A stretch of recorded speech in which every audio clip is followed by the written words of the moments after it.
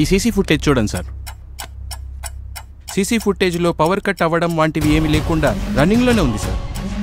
Aditya sleep వాక్లో Rawat హౌస్కి వెళ్ళి పడుకున్నాడు సార్.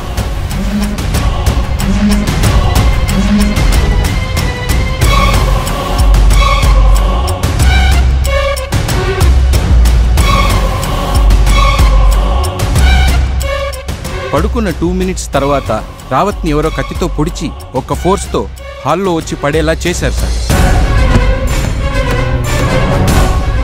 బాల్కనీలో సీసీ కెమెరాస్ లేనందువలన ఎవరు చేశారో తెలియడం లేదు sir.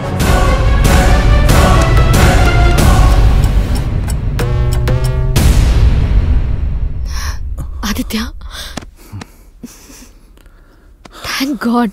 Thank you doctor. Don't worry, it's okay. ఏంట్రా ఇదంతా? ఇంకే టెన్షన్ లేదు, అందరికీ క్లారిటీ ఇచ్చేసా.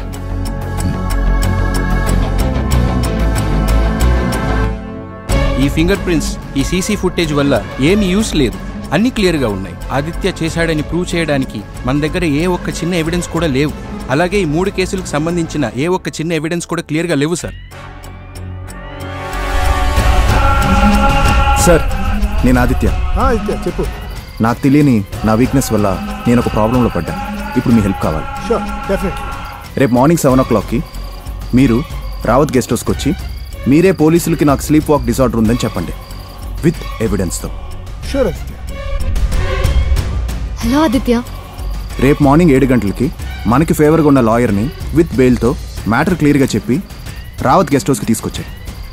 అన్కాన్షియస్లో ఏదైనా జరిగితే కేసు నిలబడదు. అదే మన loop whole. Okay Aditya. Aditya, నేను చెప్పే జాగ్రత్తగా విను.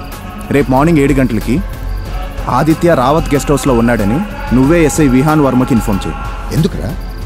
ఈ ఒక్కసారికి నేను చెప్పేది విను మావయ్య, మిగతాది నేను చూసుకుంటా. ఓకేరా.